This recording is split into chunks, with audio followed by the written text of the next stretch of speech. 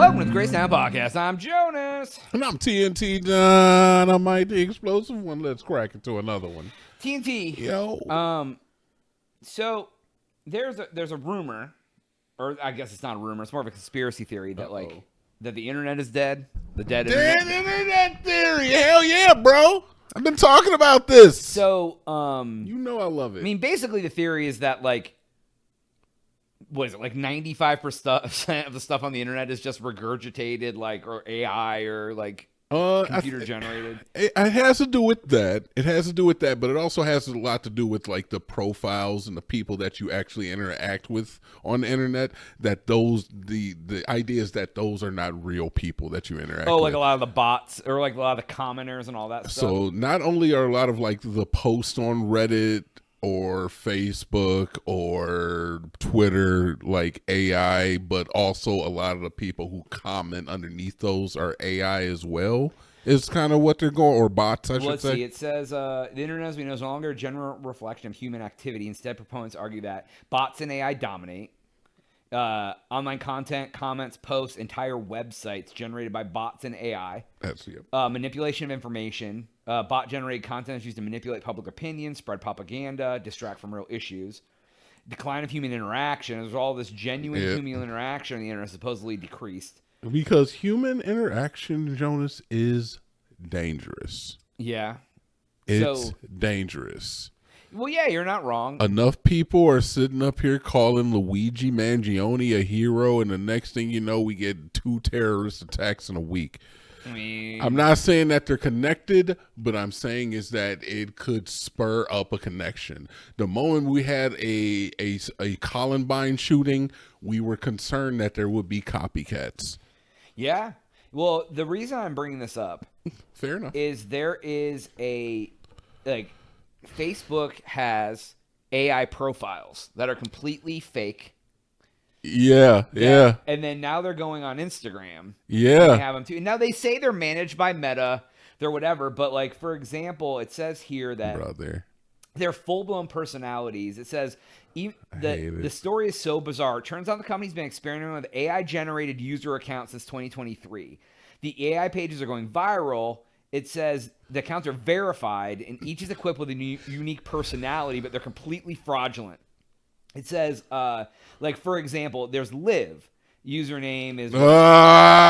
She is a proud black queer mama of 2 and a truth teller. I freaking hate Liv so much, man. She is not real, nor the life she posts on her Instagram, but that doesn't stop her. So it's she's posting pictures about raising strong girls, ice skating with her family, soaking up the sun and the fun with her kiddos. Each of the posts sports a corresponding image. It's so disgusting. Shows her kids playing in the sand. It says now Meta does mark that they're fake, but it's why is an AI-generated mother posting AI-generated images of her kids playing at the beach? Who benefited from the AI-generated coat drive she is proud to have spearheaded? I don't know.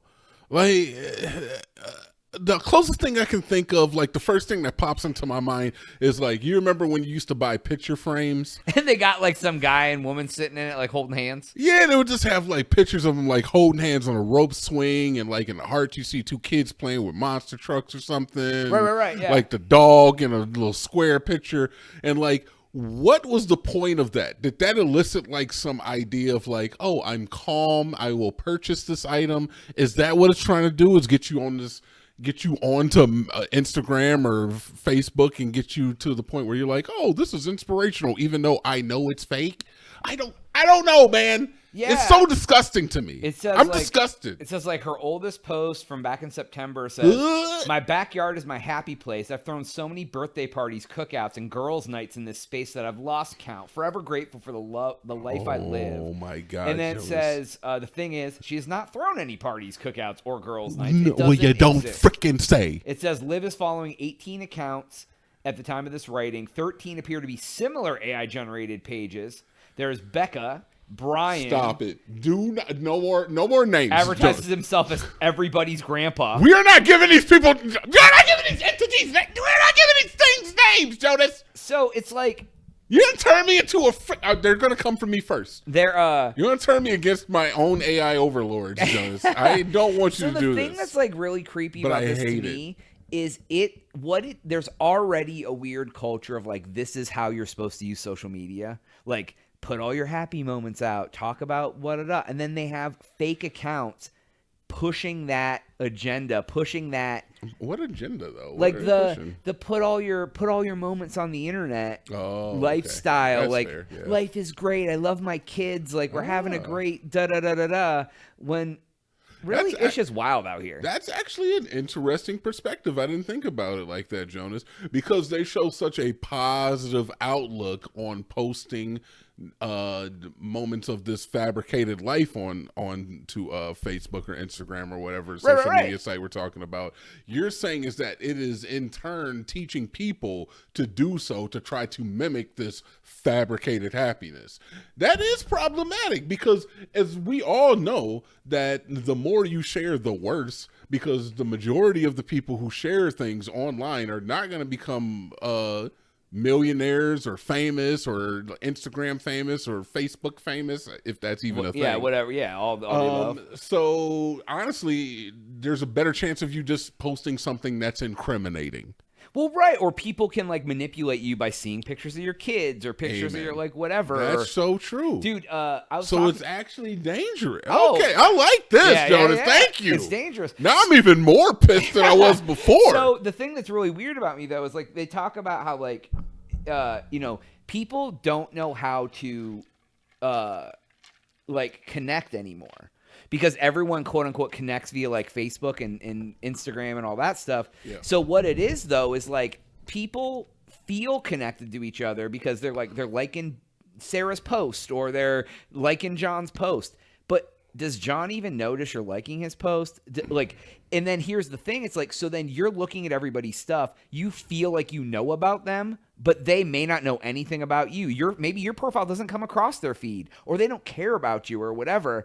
I had there was somebody I knew, and I may have talked about this before, but he went to the ER because he was sick or his kid was sick or something, and he knew the PA who came in to treat him. And he hadn't seen her in years. Like, it was like a friend of like their partner or something. And they came in and started being like, oh, like, how was the play that your kid was in? Da-da-da-da-da. Asking them all these questions about his life, about his kid, about whatever.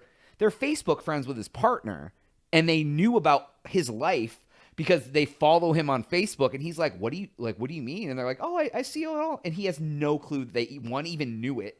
And two, like, they know all this stuff about them, and they had no clue. Yeah, it's weird, fucking bro. Weird, dude. It's some weird energy. You come across as like a fan. I'm like, brother, look, man, that's my mom. Yeah. We were at lunch. Right. Like, but that's the thing. And like, but I don't use social media like that. Like, I don't post my life on social media. No. Like, it took one time for me to post something that was mildly incriminating it to affect me in my real life performance, where I'm just like, now look, as far as we are on social media, we are on YouTube. Okay. Right. So anything that we say here can and will be held against us in the court of law. Yeah, but like in our defense, like, there is character to us. You know what I mean? Oh, like, 100%. You know what I mean? Like, it's not like it's Jonas and TNT and this is who we are 100% in real life. No. And you know what I mean? Like, it's a show. We put on a show. You know what I mean? Like, granted, are there elements of us that are who we are? Sure.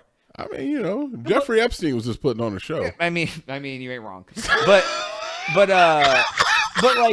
know what I mean? Like, I do know what you mean. But people take it as gospel. Like, it's like, I have definitely had a girl I was seeing listen to the podcast, hear me say something, and then like got mad at me, and I'm like, you need to chill out. Like, I'm like, that's like, mad at you for you're at work, man.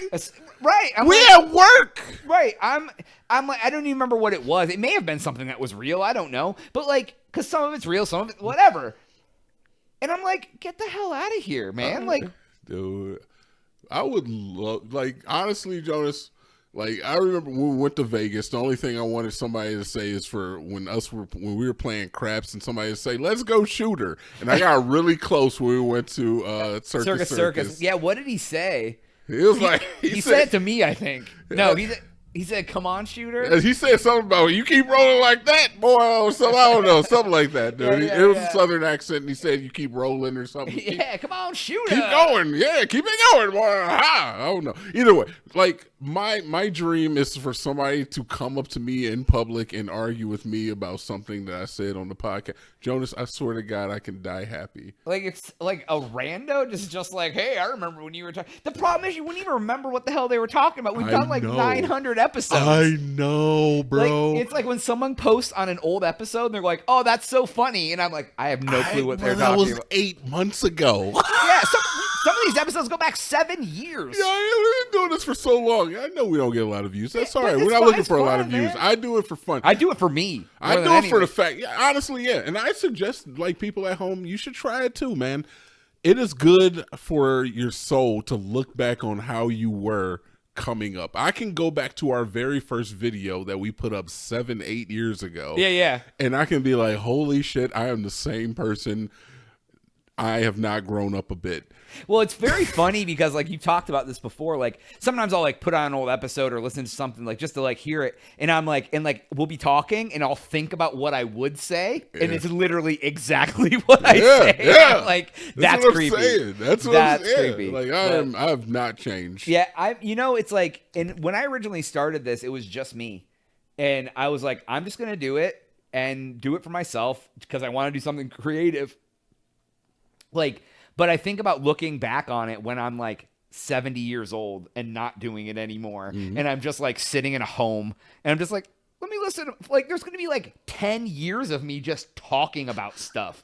Yep. Like, I can just, it's going to be so weird to like. And prior to this, I was doing a YouTube video game. I did like some Binding of Isaac. I played the worst Mass Effect that ever was created.